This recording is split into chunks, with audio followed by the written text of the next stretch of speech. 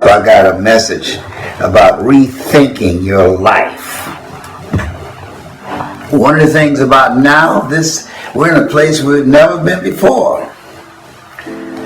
And it gives you time to think. It gives you time to focus on what's really important. A lot of people are hunkering down and just waiting for time to pass. But there are some people who've decided to look at their lives. I know that I'm one of them. I decided to look at my life and emerging out of this time that we have. My goal is not to be the same. My goal is to emerge from this being stronger, being more capable, educating myself, having a clear vision of what I want to do and how I can finish strong in my life. I don't just want to whimper out. I want to finish strong. I want to make a big impact. What about you? I want you to like this page and share it, like it and share it, because today's motivational message for you is about rethinking your life. My daughter, Dr. Ona Brown, she always says that gifts are from God, and I've been doing a lot of thinking about my life. I've been traveling around the world speaking for 5 decades. You learn, you earn, you pass it on.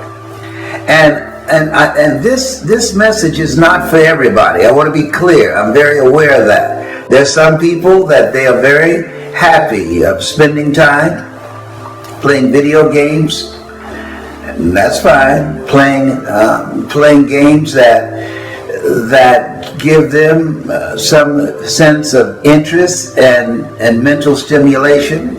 A lot of people are spending the time watching a lot of pornography, and I'm not judging anybody. To each his own. There are people that are watching old football games and baseball games and basketball games and hockey and old championship fights. Mike Tyson when he was Iron Mike, Muhammad Ali, all that, because the studios are not producing any new content right now. So many places are closed. You're limited as to where you can go. And now you've got to spend time in the house. And if you are married or have a significant other or having children, or you have children, it's a different ball game. I'm thinking about a friend of mine. I called her, just talking to her, and she said, "Be careful what you ask for because you just might get it." And what she was talking about is that, she had been dealing with spending a lot of time by herself in a long distance relationship. And now the partner is home. And it's a different thing. Now she's yearning to be alone. Frankie Crocker out of New York said, "It's better to be alone than to wish you were." I want you to like this page and share it, because during this time, our goal is to let you know and to convey to you that you have something special. You have greatness in you. You have the ability to do more. And take this as a time to work on you. Take this as a time to focus on you. See this as a moment in time that God has given you to step off the rat race of life and go into the depths of your mind and your spirit and your soul and emerge a different kind of person. Spend time journaling and reading and exercising and meditating and praying. and seeking what's next. What's next for me? After all of this, I don't think that things just happen. I believe that they happen just. That there's something for us, for those of us who survive and go on to thrive. We have a mindset that we don't want to be the same coming out of this. If you're fortunate enough to survive this, that you want some radical change. That this could be a major defining moment for you. A day that turns your life around. Like this page and share it. Like it and share it. So I want you to start thinking right now, reflecting on your life. I just want to ask you a few questions. Number one, are you satisfied with your life as it is? Are you? 2, is your life giving you what you want? 3, if you had your life to live over again, could you have done more than what you've done thus far? When I ask audiences that, most people agree, yes, I could have done more. I know I could have done more. I've wasted a lot of valuable time. Dr. Marcia Harris told me years ago, if you're going to lose something, lose money. You can recapture that. Don't lose time. You can't get that back. So this is a critical point. This is a major point. And a time where you have to be mindful and make good choices that will allow you to be here. So I'm going to ask you another question. What's your strategy for being here? They're saying that going out and being in crowds, that makes you vulnerable and exposes you to the coronavirus. But some people don't care. They don't believe that. They say, I'm not going to be locked up. I ain't paying no attention to that. I'm going down to the beach and we're going to have a good time. Well, I'm going to a party and we're going to have a real good time. Well, I'm going to a wedding, or I'm going to go out with my friends and we're just going to hang out. We're going to have corona parties. Okay. Okay. All right. To each his own. My mother always said, oh Lord, help me keep my nose out of other people's business. I'm talking to the dreamers. I'm speaking to the people that are rethinking their lives. I'm talking to the people who said to themselves, this just can't be it for me. There's got to be more.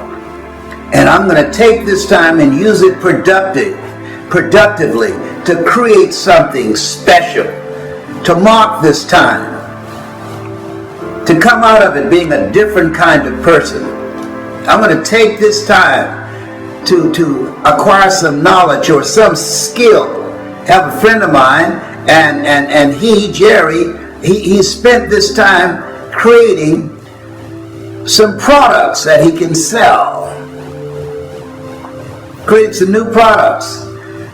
He has the ability to do that. Did some research on it and decided to do it. I have a friend of mine named Tawana Williams. Tawana was born with no arms. She wrote a book called Unarmed But Dangerous. I wrote the foreword for it. She has one leg shorter than the other. Married to Toby. And she creates colognes and a variety of other things. When this is all said and done, new innovations, new products, new businesses will come out of this time from a few number of people. What are you going to create? What are you going to do with the time that you have left on the planet? You know, in my book, and if you don't have it, you can go to Amazon and get it, called You've Got to Be Hungry. During this time, I completed the book. Thank God to my daughter, Dr. Ona Brown, and Janine, and Odidra, and Terry, So many people contributed to me. Brett K helped me to get this together. Celeste Johnson, my business partner, helped to bring it to fruition. And the introduction, I talk about buried treasures. Buried treasures. Miles Monroe, the great Miles Monroe, he often talked about robbing the cemetery of your greatness. Don't take your ideas, your talents, and your abilities, and your dreams to the cemetery. Miles is a prolific speaker. But I wrote here, and the title of the book, you can get it on Amazon, called You've Got to Be Hungry.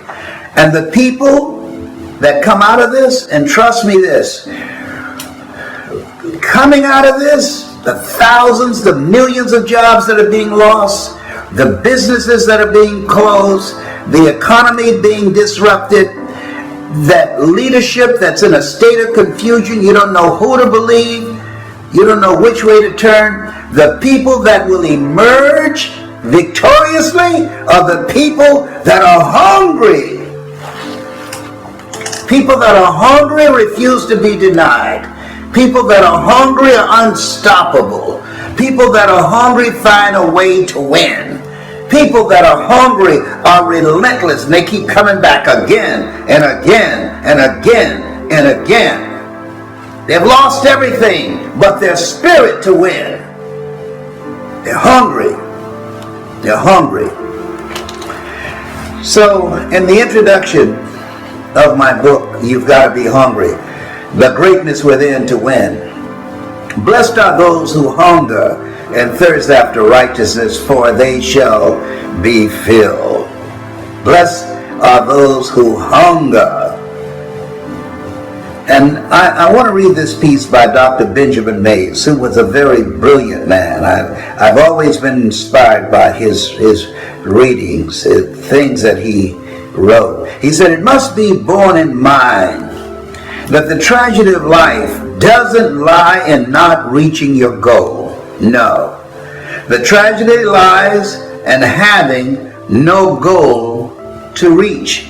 It isn't a calamity to die with dreams unfulfilled, but it is a calamity not to dream. It is not a disaster to be unable to capture your ideal, but it is a disaster to have no ideal to capture. It is not a disgrace not to reach the stars, but it is a disgrace to have no stars to reach for. Not failure, but low aim is sin. Not failure, but low aim. See, most people fail in life not because they aim too high and miss. Most people fail in life because they did what I did for a major part of my life, aim too low and hit. Herein my Father glorified, that ye bear much fruit. We are here to produce, to be productive. Sin, when you are not living up to your true potential. Sin in the Aramaic word and language, sin, it means falling short of the mark. And I must admit, I've fallen far short of the mark. I could have done so much more. And I'm so grateful that I'm still here. At 75, I don't believe I've done my best work yet. At 75, I'm still growing, I'm still developing, I'm still reaching, I'm still reading. I still feel that there is more in me than I have been expressing. What about you? What about you? So what are you aiming for? What are you working on? How are you spending this time? A lot of people are spending this time for stress relieving activity. Engage in conversations about how many people are going to die over the next few weeks because of the coronavirus. And my heart goes out to those families and those loved ones. But for those of us that are fortunate enough not to be impacted by that and don't have it, there's something for us to do. And so when you look at yourself, look at your goals, and look at your dreams, it's time to rethink your life. I'm thinking about my friend. The great actor, Cicely Tyson, I call her Aunt Boo Boo. I asked her, I did a training, and she came to the training, one of my speaker trainings, and I said, may I ask you something, Aunt Boo Boo? She said, yes. I said, how did you become interested in theater? She said, I was working on a job and I was a typist. And there was a celebration for a person who had been working there for years, and they gave her a gold watch. She said she looked at that, she went back to her desk, she emptied her desk, and she said, I'm not going to be here for 20 or 30 years and expecting a watch. And she quit. And she went walking, and she did modeling for a while, but she saw a sign one day for someone to come and to audition for a play, and that caught her attention, and she auditioned, and she got a role. Now, let me pause right here. When you have goals and dreams and there's something that you want to do with your life, something that falls out of alignment with the box that people put you in, her family was fine with her being a typist, but when she decided, I'm going to go and take my life in another direction, her mother put her out. No. You are now giving yourself over to sin, to living the world as a sinner. No, you got to go. Because she didn't want to live a small life. You can't put a big dream into a small life. And so be aware that when you want to do something different with your life, when you want to rethink your life, be aware of the fact that everybody is not going to see it for you. And they're not going to agree with you. Most people have a crab in a barrel mentality. When you put crabs in a barrel, you see one trying to get out, another one trying to pull them down. And they tried to pull her down with their criticism, but she ignored them and she went on about her business. There are people, when you start thinking about where you want to go and the things that you want to do, they're going to try and tear you down. Even people who will benefit from your success. When I decided that I wanted to speak, I had people telling me, you don't have a college education. You never worked for a major corporation. You were always in special education. You know you never smart as Wesley or Margaret Ann, my sister who went to the University of Miami. Nobody's going to pay you to talk to them. You must be out of your mind. When I was over on 3rd Avenue in Overtown in Miami shooting pool at Henry's Pool Hall, you must be out of your mind. You'll never be able to do that. Have you ever had something that you wanted to do, and people who should be there, members of the encouragement club, end up being the #1 members of the discouragement club? And some people give up. Some people give up. The study was done, I think it was MIT. If I tell you that you can't do something, that somebody else has to come along and say, yes, no, don't listen to him, Evelyn. You can do it, you can do it, you can do it 17 times to neutralize that one time. That's why the book of life says that faith comes by hearing and hearing and hearing. And so as we look at ourselves and begin to rethink your life, are you going back to the same job? Are you looking for the same job? What are you going to do? What will be different? How are you going to set yourself up and position yourself to win after this is over? Because it's not here to stay. It has come to pass. It has come to pass. Robert Schuller had a point. Tough times don't last, but tough people do. How tough are you? Many people are breaking down. And I understand. When you want to go out and everything's closed.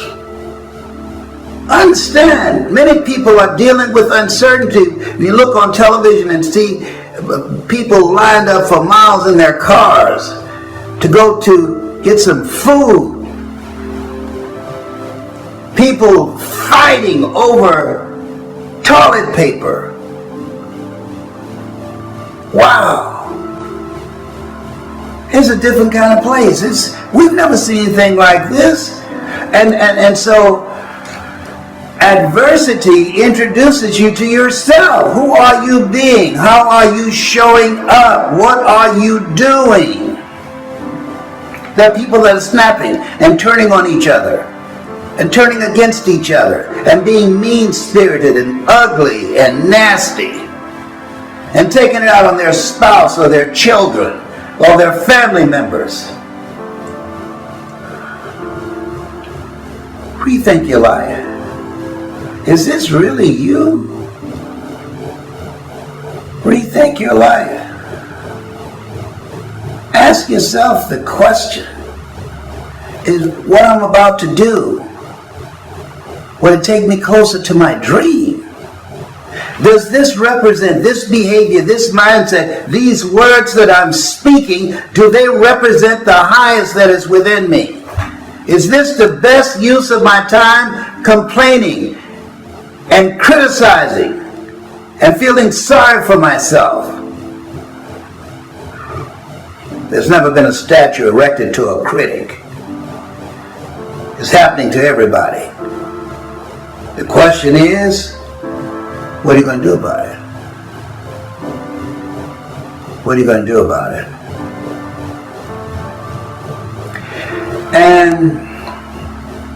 And this is a time that you really have to rethink your life and also stop and think. Because a lot of people are being governed by their emotions and by anger. You have to stop and think and get still and go within and take a deep breath and find ways in which you can booster your faith and fortify your determination and strengthen yourself mentally and emotionally and spiritually.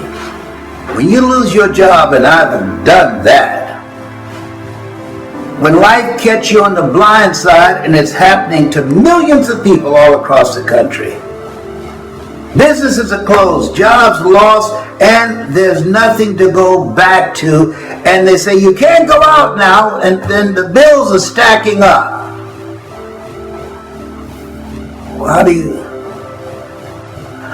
do you think I'm going to survive? How am I going to get food to feed my family? I don't have that much money to survive very long. Missing my paycheck will impact the quality of my life for myself and for my children and my family. And I've got all these restrictions and laws to abide by. Got to rethink your life. So,